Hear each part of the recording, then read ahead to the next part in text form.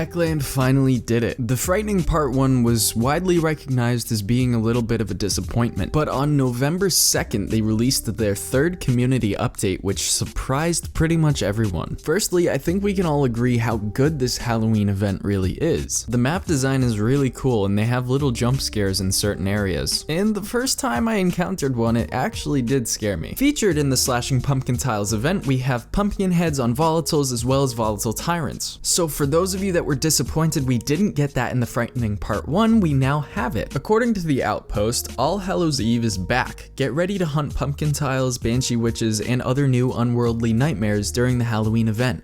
We couldn't miss the opportunity, and Baka the Unfortunate makes a comeback to lead you through the spooky challenges. The survivors in the city decorated their safe spots to make sure to create memories with photo mode. For completing the community goal, you will receive the Nightmare Claw blueprint. Alongside this event, an unbelievable amount of content was added. This includes new enemy variants, a weapon repairing system, finishers, and an FOV slider for those of you that play on an Xbox Series S. And for those of you that are struggling to get legend levels, the replayable GRE anomalies are a great method of leveling up. I will put a link in the description below to a method found by JKM that will get you guys leveled up very quickly. Now onto the content added into the game. A new exotic weapon variant was added. This will be distinguished by a crimson red color and increased damage and durability. But that's not all they offer, because these items might have unique buffs that will do things like increased damage done if an attack hits an enemy's head, or the chance to deal double damage, a chance to deal double damage on a power attack, or the chance to stun enemies on attacks. You will be able to find these exotic weapons in the Pilgrim's Outpost loot boxes, the daily weekly bounties loot boxes, legend level progression, and replayable GRE anomalies. Since they're extremely powerful, there is a small chance for them to drop. One of my favorite additions in this update are the finishers. Just look at how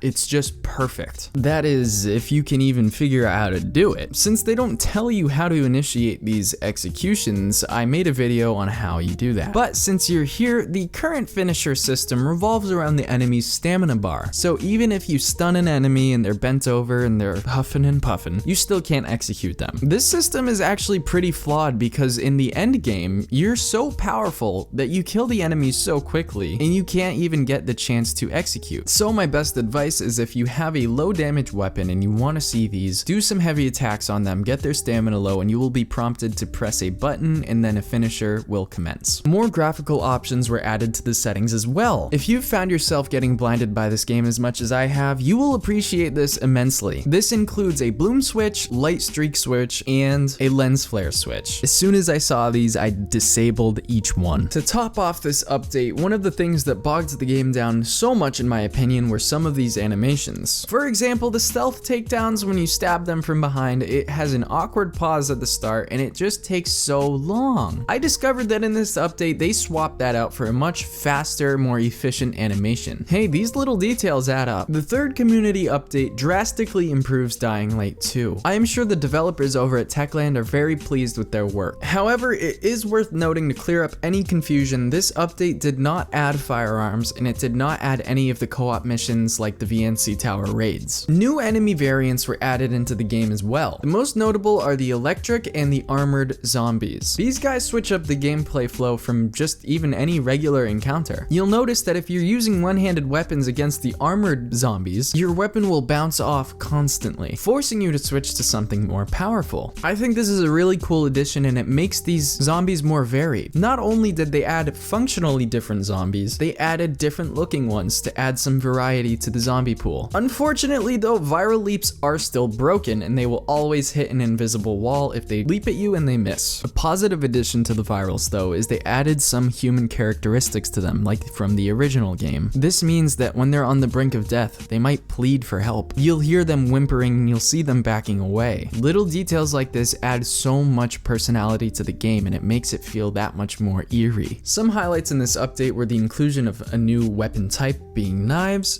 transmog improvements, gear dismantling, the carrier and carrier leader outfit, and you can exchange trophies for extra legend level XP. They also added stash sorting options. This is a really good addition because that stash can get so cluttered, it's unbelievable. There's so much content added in this update, it's almost too much for me to cover in this one video. I'm gonna end this one off with a new game mechanic they added where you can punch a zombie if you tackle them off of a building. This is nice because sometimes you can tackle them and the animation is just, it takes so long for you to actually fall. Not only that, there was this weird barrier. If you did do the tackle very high up, it would just make you stop, but now this is the animation that you will see. What are your favorite parts in the community update number 3? Are you enjoying this Halloween event? Let me know in the comments down below, and don't forget to like and subscribe.